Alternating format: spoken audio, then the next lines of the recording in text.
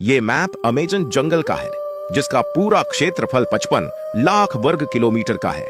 इस जंगल के बीचों बीच अगर आपको छोड़ दिया जाए तो आपको इस जंगल से बाहर निकलने के लिए कम से कम 4 से 5 महीने लग जाएंगे। लेकिन इस बीच आपको इस जंगल के उन तमाम जीवों से मिलकर जाना होगा जो सदियों से इसी जंगल में निवास कर रहे हैं। इनमें से कुछ जीवों को शायद आप एलियन जैसा लग सकते हो, क्योंकि ये जीव बाहरी दुनिया में क्या चल रहा है और वहां कौन कौन से जीव रहते हैं इनको पता ही नहीं। इसके अलावा इस जंगल में कुछ ऐसे खतरनाक जीव भी हैं जो एक पल में आपका काम तमाम कर सकते हैं। यदि आप इन सब से बच भी जाते हैं तो यहाँ की उबलती नदी आपको गलाकर खाक कर देगी। और यदि ये सब आपके साथ नहीं होता है तो आपको इस जंगल से निकलने के बाद ऐसा लगेगा जैसे किसी दूसरी दुनिया से निकल कर आए हो, क्योंकि इस जंगल के बहुत सारे ऐसे स्थान हैं जिनको आज तक किसी भी इंसान ने नहीं देखा है।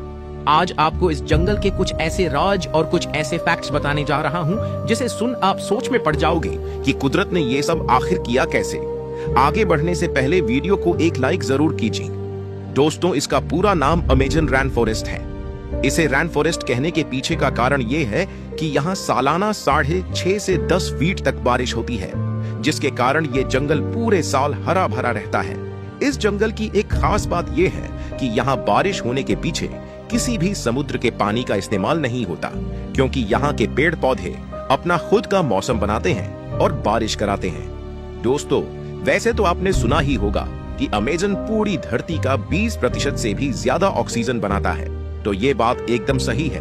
लेकिन जैसे ये जंगल खुद बादल बनाकर खुद ही उसे अपने ऊपर बारिश करवा लेता है, उसी प्रकार निकला हुआ ऑक्सीजन रात में रिस्पिरेशन के दौरान ये जंगल खुद ही गटक लेता है। मतलब ऑक्सीजन की कुछ ही मात्रा ये हमें देता है, लेकिन इसका मतलब ये नहीं ये जंगल हमारी धरती के लिए फायदेमंद नहीं है। अमेजन जंगल हर साल अरबों टन CO2 को अवशोषित करता है, जिससे ग्लोबल वार्मिंग को कम करने में मदद मिलती है। अगर यह जंगल न रहे तो ये कार्बन वापस वातावरण में जाकर धरती को और गर्म कर देंगे और हम सबका जीना मुश्किल हो जाएगा।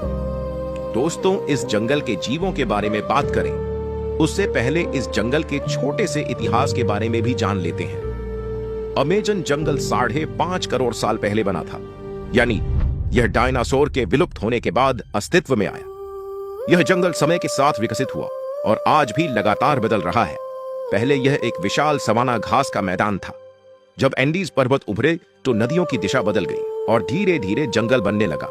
आज अमेजन नदी अटलांटिक महासागर की ओर बहती है, लेकिन इससे पहले यह प्रशांत महासागर की ओर बहा करती थी। एंडीज पर्वत के उठने से इसकी दिशा पलट गई। इस जंगल के आसपास तो आपको बहुत सारी सभ्यता देखने को मिल जाएगी जो आने वाले टूरिस्टों के साथ इस जंगल की सैर करते हैं। लेकिन इस जंगल में 100 से अधिक ऐसे भी ट्राइब्स हैं जिनका हमसे ना मिलना ही हमारे लिए बेहतर है, क्योंकि जब भी ये जनजाति बाहरी किसी व्यक्ति को देखते हैं तो ये उन पर हमला कर देते हैं, जिससे यहाँ से जान बचाकर भागना मुश्किल हो जाता है। ये जनजाति अपने इलाके में किसी भी बाहरी व्यक्ति का आना बिल्कुल भी पसंद नहीं करते। ये जंगल ही उनका घर है। अमेजन जंगल में एक ऐसी नदी मौजूद है जिसका पानी हमेशा खौलता रहता है। इसे शान्यतिम्पिष्का कहा जाता है। अक्सर किसी भी नदी का खौलता पानी किसी ज्वालामुखी क्षेत्र से होकर गुजरता है, लेकिन इस नदी के साथ ऐसा नहीं है। ये पानी छोटे छोटे झरनों से आता है जो खौलता हुआ नदी का रूप ले लेता है।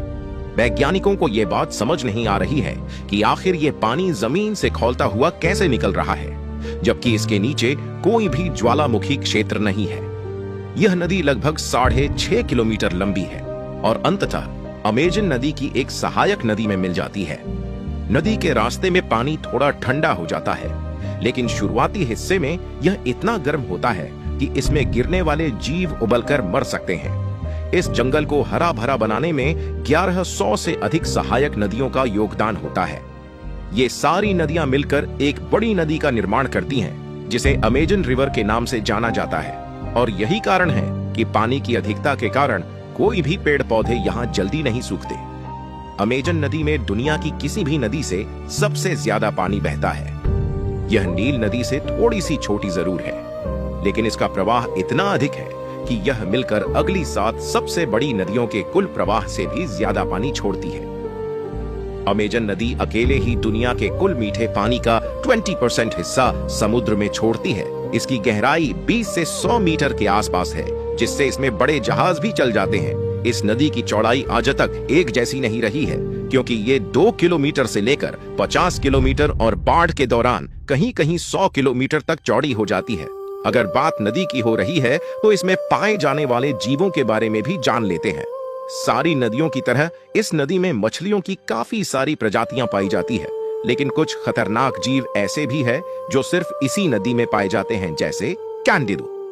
कहा जाता है कि यह मछली इंसानों के पेशाब की गंध को महसूस करके उनके मूत्र मार्ग में घुस सकती है।